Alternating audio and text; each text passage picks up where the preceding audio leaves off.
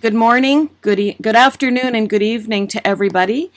This is our SI Voices webinar, and our topic today is exploring child and forced marriage. My name is Sharon Fisher. I'm president of Soroptimist International, and with me today is one of our appeal coordinators, Ayushi Kundu from Calcutta, India, who joins me. Olga was unable to be with us today. And it's my pleasure today to introduce is Mandy Sanghera, who's joining us from England today. I think she lives in Coventry. I consider Mandy a friend. We've met along the way through a mutual friend in Vancouver. So it's certainly a small world. Mandy is a international speaker. She's a human rights activist, and she has spent, from what I can see, close to 30 years supporting victims and survivors of various abuses that we all advocate for. And one of her main topics is child and forced marriage. She is acts as a consultant sometimes to countries. She speaks on the international stage many times. She's highly sought after as a speaker, and she has been waiting to present to us, and I needed just the right topic, and this is it. So I'm really excited to hear what she has to say, and I know that you'll all join me in giving her a warm welcome. Mandy, the floor is yours. I'm Mandy Sanghera, and I live in the UK, and I'm one of the founders of the UK Forced Marriage Unit. And actually, about 2 years ago, I came to Vancouver, where I used to live many years ago, and I did an event called Not Yet for the Dress, because actually in Canada, you wouldn't think that early child forced marriage happens, but it does.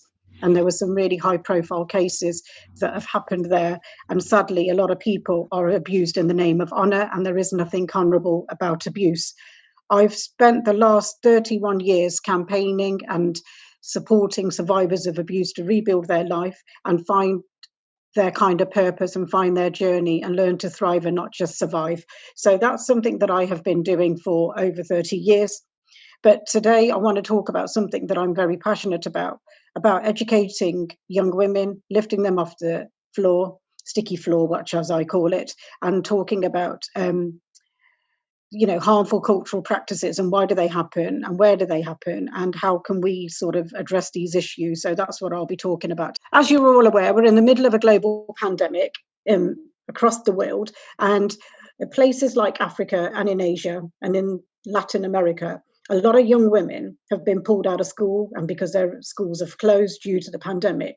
But we know that millions of young women are not going to go back to school. Young girls' education has been affected like never before. Young women have been pulled out of school and have been put into early child forced marriages, or either they've been victims of sexual violence and abuse and actually are now pregnant. So these issues have been like a shadow pandemic, and I know that the UN have been addressing this on a global scale around the issue around domestic violence. But child marriage was already a real issue around the world. Millions of young women are being victims of early child forced marriage. And in the UK, as I said earlier, I'm one of the founders of the UK Forced Marriage Unit. But one of the things that has really concerned me, and we are still lobbying government with Girls Not Brides and ICRO and other big organisations in the UK, because what we're asking for is the age of marriage to be 18. At the moment, if you're 16 or 17, you can get married if your parents give you consent. But the issue is your parents are the perpetrators. They are the ones actually carrying out the abuse. They are the ones that are abusing you in the name of honour. And the reason they do this is because the young person might seem to be somewhat westernized. They may be dating somebody from a different class or a different religion. The young girl might have worn a dress and the family might think she's becoming too westernized. Sometimes young men might be struggling with their sexuality, and families will think, well, if you get married and have children, you may not be, you're going to change your sexuality. And it's really important that we address this issue because we know that young men are also victims. And in places in Nepal, we know that males are actually victims of child marriage as well, and often made to marry women a lot older than themselves. We've seen in places around the Far East where women are married to men 4 times their age. And actually, they're like the 4th or the 5th wife. And families will do that because they can't afford to marry their daughters off, so they can't afford to give a dowry. So there are a lot of out-of-date cultural traditions that actually kind of motivate families to carry out this practice. So in the UK, people keep saying to me, why is this happening? Why is that still carrying on? And why have we still got a unit 15 years later? So to date, we have about 1,500 cases a year being reported to the forced marriage unit, but we know that this is just the tip of the iceberg. We know that a lot of young people will not report their families. The UK is the only country in the world where it's a criminal offence to force your child into marriage. And we have been addressing this issue for many, many years. And just recently, I did a lot of work around people with learning disabilities who had intellectual impairments, who didn't have the capacity or the understanding of what a marriage was. And I created a resource which I can send to Sharon, and she can share it with you. And it was My Marriage, My Choice. And what we did in that, it was for frontline workers, social workers, teachers, to understand capacity. Just because somebody with a learning disability may know what they want to eat or what they want to wear today, or they might want to go somewhere to a shop. But actually, if you were to ask them what is a sexual relationship, what is a marriage, and if they can't tell you that, then they may not have capacity and they may not actually understand what a marriage actually means. So that was one of the reasons. And then I lobbied the government in the UK and around Europe as well, that actually we need to look at this, because actually if somebody lacks the mental capacity, does not have the understanding, then we need to put them under the umbrella of being a victim of a forced marriage. And that has been the case for over nearly a decade now. And actually government, social workers and people around Europe recognise that term. So when you go into Africa and other countries, people have been conditioned because they've been told that that's your life. Young women have been told that FGM is a rite of passage. And because less than 25% of women in Africa don't go to school, and most of them get their education from their elders, from their community, then we need to look at this. But how do we break that cycle? Because that's what it is.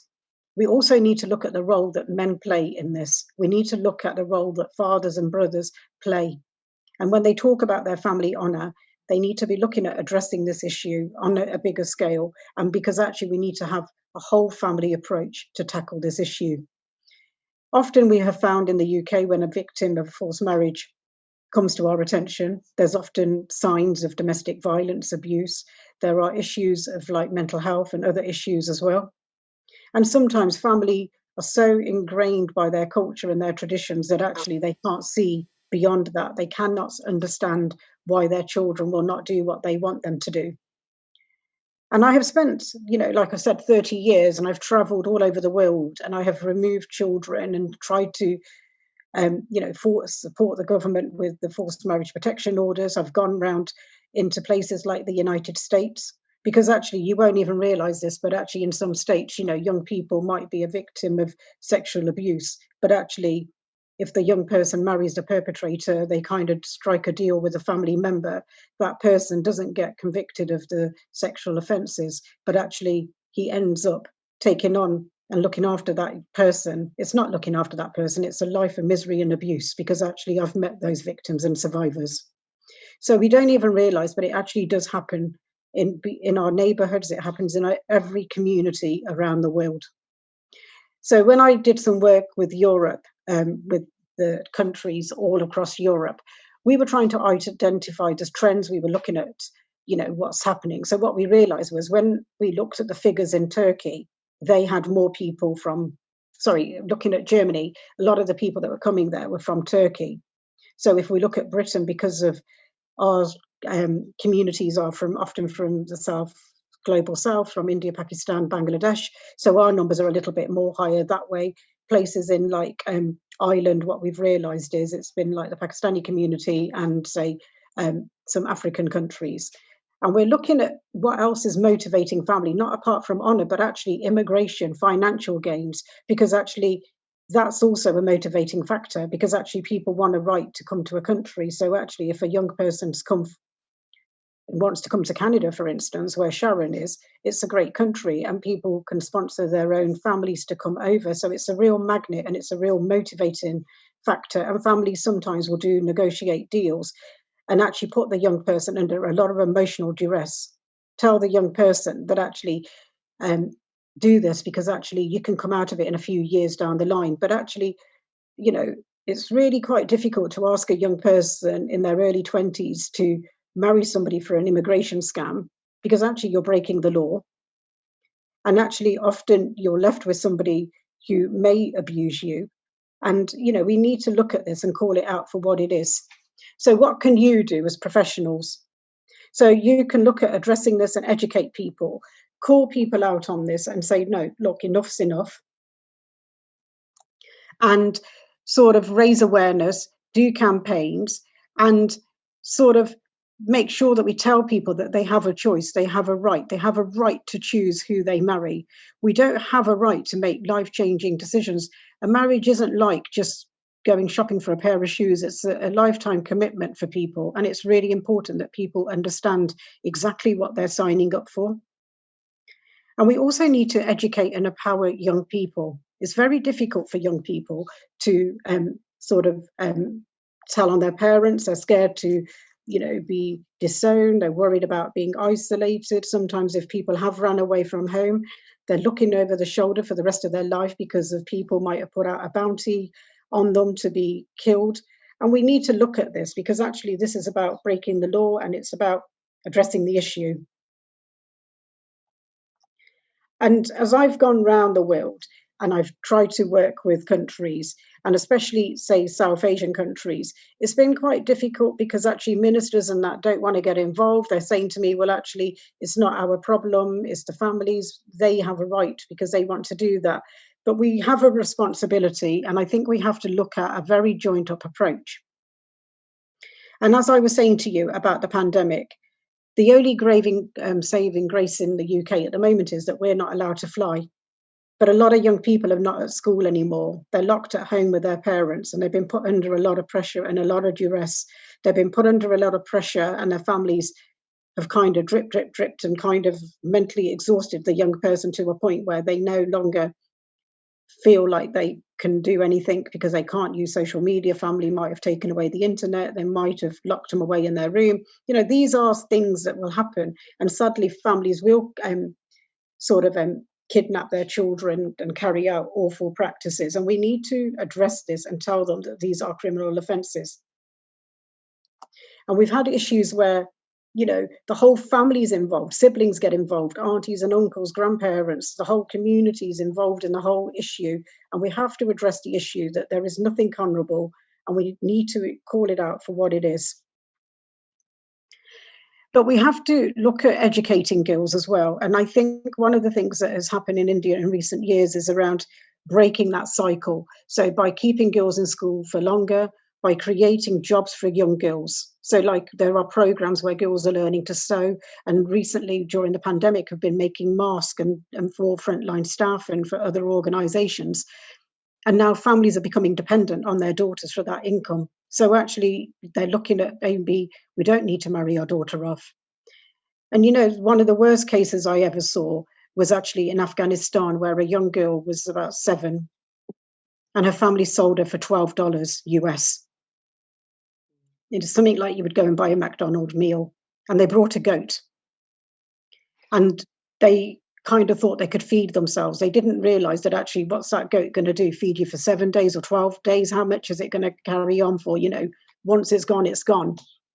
And they didn't see that. They couldn't see the beyond like the today. And so it's really important that we try and educate communities, we educate those issues, and we need to make sure that we have a global response to early child forced marriage. And I'm really pleased that the UN has put it on their radar, and it's a part of from Zile's and everyone else's agenda to tackle early child forced marriage by empowering and educating, making sure that women and men, everyone play a role in tackling early child forced marriage globally. And we work with world leaders. We need to stop passing the buck and blaming everyone else for it. And I think that it is going to be interesting to hear from my fellow panelist about some of the work that she's doing with support, and it'll be really interesting to see like how we are empowering girls and giving them a voice and giving them the confidence to try and do something different. So I can talk for hours and I don't want to, so I'm going to stop here for a moment, Sharon, and I'll let our other speaker come on, and then we can take questions if you like. Thank you very much, Mandy. I know you've had so much experience in this area, and it was one of the 6 topics that we selected for our President's Appeal to educate our membership more. So it's back to see something, say something, and know what to do about it. So thank you so much. Our next speaker, I'm going to first call on Ayushi Kundu to introduce her.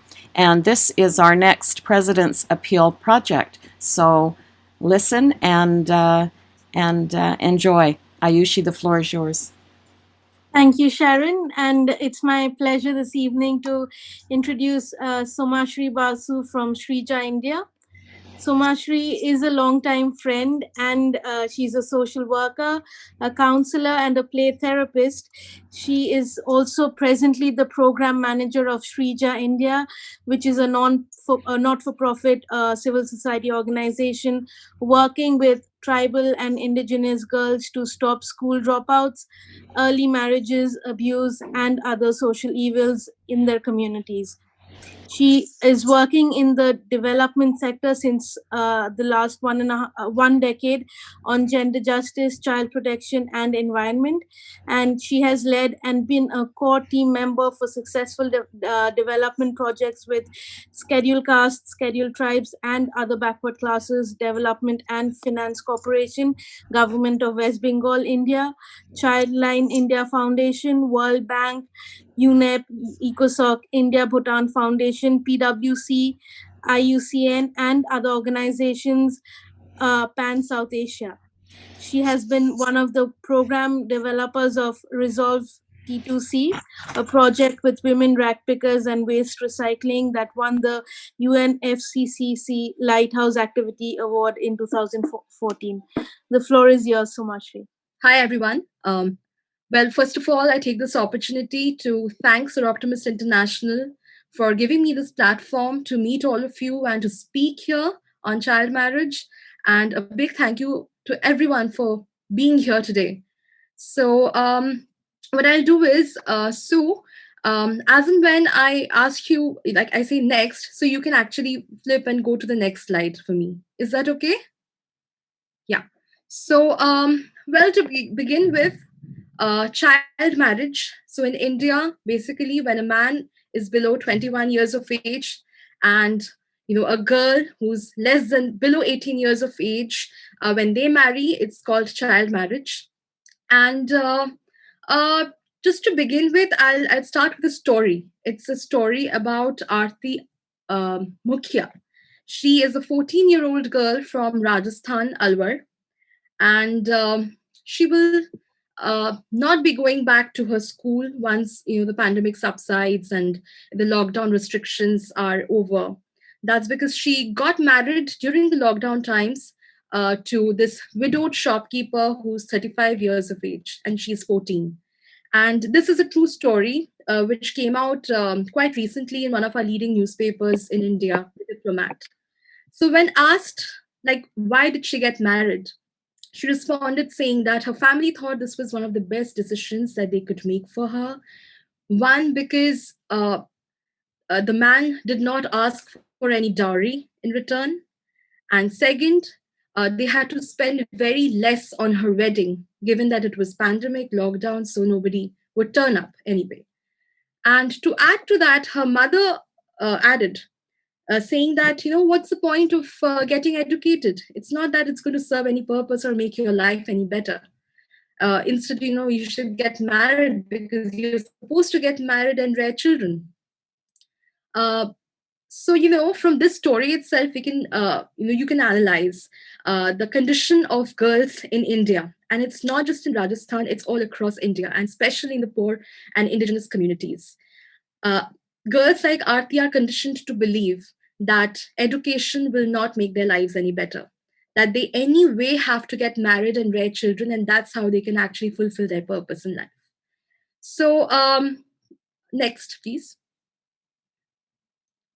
So in India, like I was saying, India is world's second most populous country, and it hosts world's largest number of child brides. That's 23 million. Each year, at least 1.5 million girls under 18 get married. 16% of them are adolescents. And highest prevalence of child marriage is reported among scheduled tribes, which is 15%, and scheduled castes, that's 13%. Next. So West Bengal, Bihar, and Tripura, they have the highest prevalence of child marriage, which is 40%, highest in India. That's the data from NFHS, that's National Family Health Survey, and UNICEF. Other states where child marriage is quite rampant are Rajasthan, Jharkhand, Odisha. And just to let you know that only during mid-March of 2020, that's when the lockdown started because of the pandemic, over 500 cases of child marriage got registered just during mid-March. And in West Bengal, just in West Bengal, it's one of the states in India. And East Bardhaman and West Bardhaman, these are districts, actually topped the list. And just to give you a little reference here, Shreeja India, that's my organization, is going to partner with Soroptimist International to replicate a program to prevent child marriage in East Bardhaman. So this is one of the places where child marriage is on top, sadly. Next. So this is basically a district-wise prevalence of child marriage in West Bengal, as you can see. It's a 2015 data from NFHS, and you can see Birbhum, that's where we work right now, is among the top 4, which is with 51% of prevalence. And Bardhaman is not really far below. It's with 41%. And you can see the others, in the chart. Next. Coming to the reasons why child marriages continue. Now, there are many reasons across the world, why child marriages are still happening. So I'll be focusing on a few which is much prevalent in India. First of all, sadly, girl child is still considered a burden in India. Second, parents and community have to pay lower dowry when the bride and groom are younger. So then it's easier for them when they have to spend less money. Third, child marriages are the easy way out for the parents to force their will on their children, to take away their agency, their decision-making power, and to assure that their children get married to, the partner of their choice, the parents' choice. So this is a way of ego satisfaction, of ensuring that, their child is obedient to them. So it's an easy way out for the parents. And safety of the girl child from sexual violence is again another reason why they get their girls to marry young. And it's such a wrong way to think, because they completely deny the marital rape. They completely deny that marital rape is more rampant after child marriage and result of a child marriage. Next. To ensure virginity of the bride. Well, in India, in almost all the layers, just not in the poor communities, there's this belief, this weird belief that, a girl's vagina contains the honor of their entire family. So when one is not virgin anymore, then the girl becomes impure. So they will never accept an impure bride into their family. So just to ensure that the bride is virgin, you have to get married young. Parents see marriages as a way to secure girls' future socially and economically, as if believing they cannot do anything on their own, and they have to get married for their social status and economic security. Lack of education and awareness, which is, I think, the primary reason. There's a huge lack of education and awareness in these communities, which gives rise to child marriages. Love affairs and elopements.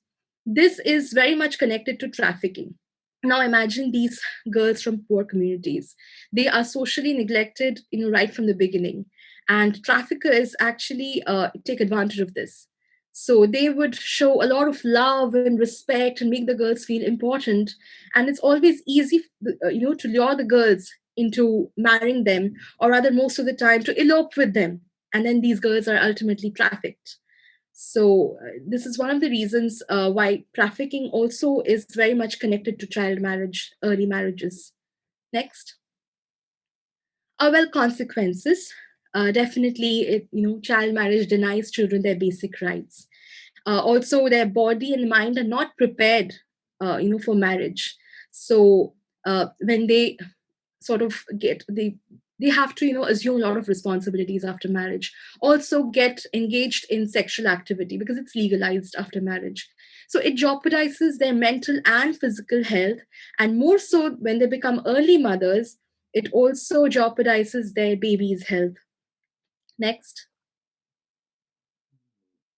So definitely, it violates their right to education, a child's right to education, and it socially isolates the child. So when a child gets socially isolated, it is then when the child becomes more vulnerable to social evils. It's easy to target a child when she doesn't have anyone around her, and definitely as a result, it sort of starts this vicious cycle of violence, abuse, and trafficking. Next. Well, India has done, India has basically signed, is a signatory to several certain international human rights instruments to protect and ensure children their right to dignity and childhood. So India is part of UNCRC, CEDAW, and ESCR. India is also committed to eliminate early and forced marriage by 2030, in line with the SDG goal number 5, which is attaining gender equality. Now, although at the ground level, a lot more work needs to be done because clearly there is a lack, there's a communication gap somewhere. Next. The present law in India is Prohibition of Child Marriage Act 2006. So I will not go into the details of the act. I'll just talk about some major features of the act. The law has threefold purposes: prevention of child marriage, protection of children, and prosecution of offenders. And it talks about appointment of child marriage prohibition officers in all the states. The law has declared child marriage to be cognizable and non-bailable offense. It has a punishment of up to 2 years and a fine of 1 lakh rupees. An injunction can be carried out by the court to prohibit its solemnization, and if the marriage is solemnized after the injunction, the marriage shall be declared still null and void. Next. So the law makes child marriage voidable by giving a choice to the children in the marriage to seek annulment of the marriage. But then the contracting party to the marriage will have to seek annulment within 2 years after attaining majority. And if the contracting party is still a minor during that time, so then his or her guardian will have to seek annulment along with the child marriage prohibition officer. The law also prescribes punishment for performing, conducting, and abating child marriage. There's a provision for maintenance and residence to female contracting party to child marriage, but that's based on the discretion of the judge. And custody and maintenance of the children of child marriages is also a concern. And it's basically the decision is taken by the judge, keeping in line the best interest of the child involved. And there is also there's a legal sanctity is given to the child if the child is born or is conceived before annulment of such marriages. So these are a few things of the law. Next. Now coming to Shreeja India's intervention to prevent child marriage in West Bengal. That's where we are currently working.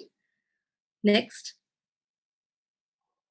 So Shreeja India is a non-profit CSO, and we are working through a unique sports-based education model, more like football-based education model, and to unlock full potentials of women in India to ensure access to resources and opportunities so that they can maximize their potentials and live a dignified life, to stop school dropouts, early marriage, prevent human trafficking, and violence against women. Next. So these are our mission and vision. That's empowering women through education and sports so that they can maximize their potentials. And then together we can create a gender equitable society. Next. So these are the strategies that we follow. That's engage, educate, and enrich. So I'll start by giving an example of how we move forward. So first is engaging girls. So I'll give you an example of Rajnagar. That's where we work in Birbhum district. It's one of the backward districts and the backward block, Rajnagar, where we work with the tribal population. Um, so these girls, when we actually first went into these villages for a survey before commencing the project, we found out that these girls, they have not moved out of their villages, and they do not talk with the girls of other villages. So right now we're working with 17 villages. Imagine they don't know each other, and there is this amazing competition between the villages, and that a lot of ego involved. So the first thing we thought of is using football as a tool for social development, of getting these girls together under one roof. So then and engage them in the game football. So finally we got them together on the ground and they started playing football. And what really came about gradually is within a year, we could see that the ice got broken. They started talking to each other. There was this mutual trust, this mutual friendship and love, companionship that built up. There was this enhancement of social capital, that happened. And what happened is that they're all first generation learners. So their parents are not really interested in their education. But when these parents, especially the fathers, got to know that their girls are playing football, like girls playing football was, it's still rare for them at that moment. So then they come to the ground, they watch the game for, some time every day. And they make comments on that, on the game, on how to improve it. And slowly they get involved, in the girls' lives. So that happened in front of us. So there was this engagement of the girls on the field, and there was engagement of the parents in the lives of the girls. So once this started happening, the second strategy we adopted was educating them. So then we started out of school learning for them. So these girls then came to our center, and we had teachers who started teaching them, like every day. And when we started teaching them, we realized that they were in class 8 and 9, and none of them could even write a single alphabet or read. So it was a big challenge for us. So we had to start from, the very beginning, and it was very challenging at first. So this continued for at least 2 years when they actually started picking up things. And what we realized is that the football on the ground was actually helping to enhance their performance of the field in academics, in learning. There was an increase in concentration. There was more awareness. There was an interest to learn together, with friends. So that started happening. And then came the part of enrichment, where we started enriching them with a lot of awareness programs, say about menstrual health, sexual health, the services they can adopt in case of social evils happening in their community. How should they tackle them? All of this. So we are still actually working on enriching on bringing new life skills trainings to them, so that they get more enhanced by the day. So this engagement, education, and enrichment together helps, or is helping to empower them, empower these girls, and we can see the progress happening. It's observable. Next. The age that we focus on, yeah. So there's this question. The age that we're focusing on right now is between 10 to 18 for this particular sports-based education program. But I'll come to it, because there are a lot of small projects under this program which caters to even younger children. So, football as a tool for social change, how it's influencing, it's building confidence, it's helping them to control the territory. They're both, on the ground and off the ground. They're becoming more aware of their surroundings, and there is a certain cooperative living of, empathy and love for each other, and off the ball strategy. This is, a football related term where, every player gets the ball to herself for only 1 or 1.5 minutes in a 90 minutes game. The rest of the time, she's actually moving around the field, trying to check where the football is going and how it's being played by the others, looking for new positions to get the football. So this sort of builds a certain awareness and cognizance in the girls uh, of the field as well. Next. So our program, Beyond Football program, has a few projects under it: sports-based education, digital learning, Nutri homes, vocational training, and Project Vidushi. Next. Next. So right now we are imparting intense football coaching and out-of-school learning to these tribal girls. There are 200 plus young girls between age 10 and 18 who are registered with us in Rajnagar from across 17 villages as of now. Next. Um, Rajnagar, we chose Rajnagar block because it's one of the backward blocks in terms of economic growth.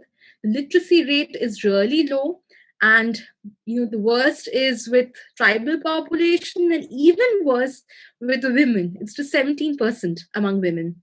And Birbhum, the district where we're working in right now, is basically the second district with highest prevalence of child marriage after Murshidabad. Next.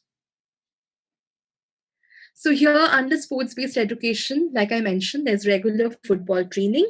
There's out-of-school learning with an enriched curriculum that goes beyond the school syllabi. There's workshop to sensitize the girls with life skills. It also has mental health workshops as well. There's this access to balanced, nutritious food. So we make sure that they have access to snacks, nutritious snacks every day when they come to our academy. And we have a library that's the first library for women in the block, and this library has an access to 1,000 books which was donated to us. And another is a garment bank. Now this is also garments which has been donated to us, but this is just not given to the girls. They earn the garments every day by their performance, so they are motivated to do better every day. Next. Digital education, we have a smart TV there. So since these girls have not really got out of the villages, so for them, understanding the world is very, very important. And digital education actually enables that. We have teachers volunteering from all across India and outside to teach them academic subjects, and beyond that, we have storytelling sessions, STEM education that we have started for the girls, certificate courses, and we are using Zoom as a platform, and especially with the pandemic, we all of us had to, sort of gain an understanding how Zoom works, and why should our girls not know this, right? So they are doing it. It's their first, and that's why they're too excited right now. It's been like 3 or 4 months that we have started the digital education with the smart TV, and we've also started computer classes for these girls at the academy. And well, it's digital literacy actually helps significantly to bridge the knowledge gap between rural and urban girls.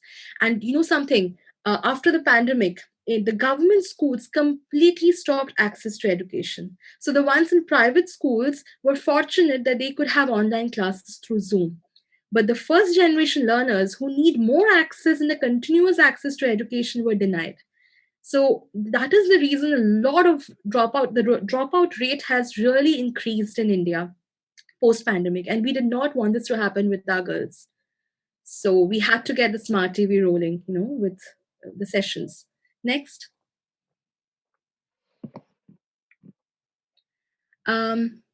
Yeah. So Vidushi, this is a very interesting project, and this organically developed from sports-based education. So this is about our girls who were with Shreeja India for the previous 3 years. They picked up the education well. 16 out of 22 tribal girls passed, with great marks in our, class 10 and 12 exams, which is a record in the village itself. So now these girls wanted to teach their cohorts in their respective villages to make sure that their future generation do not have to suffer what they had to. So this was an idea which jointly came up when we discussed it with the children. And now these girls, there are about 15 girls right now, and we have 140 children under this project from 17 villages. Our Shreeja girls have become community leaders. They are teaching these girls in their respective villages, and they are paid a salary from Shreeja India. So they are also valued in their family right now. Now, what has come to follow is that none of these girls have got married. Their parents are taking more interest in their education now that they are also earning. And there are like 5 to 6 girls who have been admitted to college this year. So Vidushi is a very special project for us, and these girls who have really come up from a very from a dark abyss, I say, into the light, and they're showing the light to their next generation. Next. This is another project because all of these girls come from very poor families. They are, they suffer malnutrition, and well, their parents do not have that kind of capacity to go and get vegetables from the market, buy vegetables from the market. So then we decided that why not they grow their own vegetables, at least for the daily consumption. So then we provided them with nutritious seeds of ladies guard, ridge guard, ladies finger, ridge guard, a lot of others, vegetables, tomato, chilies, and all of that, eggplant. And now this has started since 2019. We have 70 households right now, and all of them are growing nutritious vegetables in their gardens, in their backyards, at least of 10 to 10 feet. So a little bit space can yield a lot of vegetables, but we're still working on it, to bring in stake farming and how we can, how they can produce maximum vegetables in a small space. So we're also looking at more training on organic farming. But, this year with the pandemic scenario, this has really proved to be helpful to these girls. They could, grow their own vegetables during the lockdown period and consume them. So this, that's the feedback we got from them. Next. So these are the few pictures from Beyond Football. Yes, there are options of planting trees, and we're looking into it. Sue. So we're trying to, scale this up. We started with, kitchen gardening. Now we want to grow it big, environmentally also. And let's see what happens. Next. So here you can see that intense football coaching with out of school learning, with the exposure to the outside world, less social isolation, enhanced social capital, awareness about the laws, the rules, the services available, the social evils, about health, psychological, mental, physical, sexual, and increased value at home. So all of this is actually helping to reduce school dropouts and end child marriage in this community. Next. Achievements, as you can see, like 16 out of 21 passed, which is a record. And the girls are playing football tournaments locally. And just to share one story, when they first won one local tournament, the girls received 700 rupees and 10 live hens. That's typical in a tribal community in West Bengal.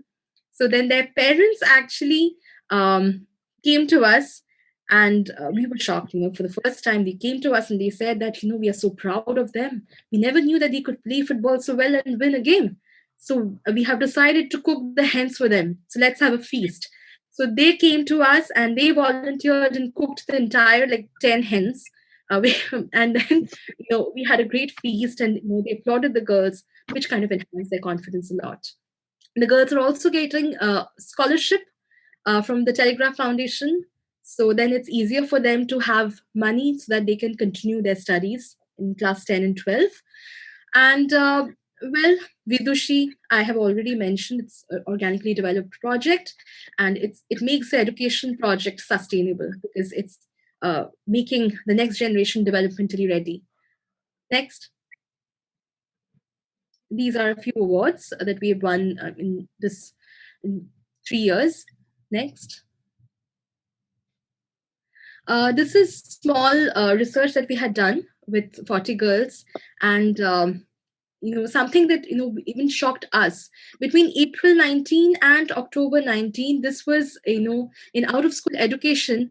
You can see the enhanced performance within just 6 months period. Though it was a random sampling and we took 40 girls for it, but this was the result. Next.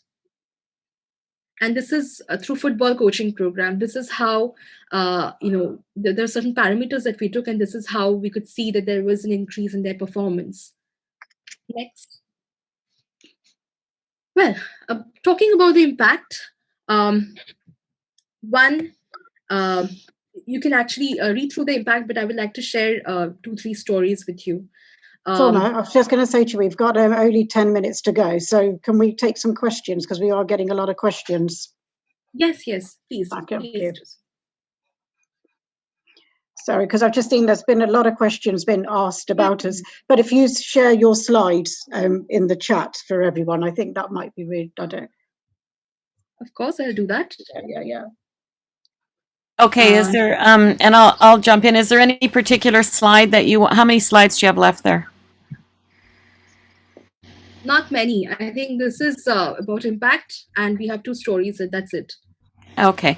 I'm just going to say that this is the project that we will fund next, and you're starting in this area, and we're hoping there will be up to 200 girls impacted in the program, and you're starting it in the next. We held off on this because the pandemic was not possible to start, but now you're able to start, correct? Yes. Yeah, and so we'll be bringing news about this project as we go forward, and they recruit the next set of girls for the program. So I'm going to ask Ayushi's been monitoring the chat. Mandy, you likely have too. Is there any comments you want to make to respond to any of the questions? Yeah. Will do. Sorry, Sarah. I mean, a great presentation, and it's great to hear about some of the great work that you're doing in India. And there's a lot of great projects like yourself who are kind of using sports to engage with people. So it's fantastic. People have asked about the Spoon campaign. I know that Soroptimist in the UK have been working with Khan and Nirvana. That campaign started many years ago now, and it started where we were telling victims who were taken out of the UK to put a spoon in their knickers because actually it would set off the alarms at the airport. So actually then a young person could ask for help, because we've got cases where young people have been, been put on like sleeping tablets, and people have been threatened at the airport, and they've got on a plane. And actually I've gone over to India, Pakistan and other countries to do rescues, and it is not easy. So some of the things that we do with young people, if we know that somebody is at risk of an early child forced marriage, we try and gather as much information. So if Sharon was at risk, we would try and ask Sharon, where are you going? What area? She might say, well, I'm going to Vancouver. We might say, well, what's Vancouver? Because it's quite a big place. She'll then say Burnaby, and then we would kind of whistle down. And if there's anything she can tell us about families, elders, names and things. And one of the things is time is of the essence when we do some of these rescues. And we work with people on the ground. So organizations like the one we're listening to today are really our eyes and ears on the ground. And one of the things that in Pakistan that we have done really well is actually work with young men, and we trained up 12 advocates, and they because Pakistan, again, is a great big country, and we found people on the grounds and they were able to help us to do rescues, because actually when a person is going to be forced into a marriage, the whole community, the family are all involved, and actually time is of the essence, and people won't tell us what's happening. And, you literally take your life in your hands to do these rescues. And it is very difficult because actually, like Somi was saying, the issues around honour are so much of a big issue, and because of poverty and all of those things are now bigger issues than ever before. And the pandemic have brought those inequalities to the surface like never before. But I feel, Sharon, this is a great project that you've picked, and I think well done to Soroptimist and everyone else for getting involved with this great project, because actually this is a step in the right direction. And we know that this is a global pandemic, this is a global issue, and this is affecting young women and men, young boys around the world. There are issues of women being kidnapped on their wedding days, there are issues around forced conversions, and there are issues, bride kidnapping and everything else. So there are so many cultural issues of like being branded a witch and so many other harmful practices that go on. There are so many other issues that need to be addressed. But I think it's great to see great projects in India, doing the work in the rural communities and trying to educate and sort of empower the next generation. So I think it's really brilliant. And I just wanted to say thank you to everyone. Yeah, and we have two responsibilities within our membership. One of them is the local projects, doing something on the ground to make an impact, which is what this project is. But equally as important, in fact, almost more important, is the global advocacy to create the awareness, and we're all capable of doing that. And that's what we're trying to do in the President's Appeal. Ayushi, have you noticed any other questions in the chat? Yeah, there were a few more questions. I think an early question was for Mandy, where Jackie asked, what support do girls who report forced marriages get when, and I don't know if this is country specific.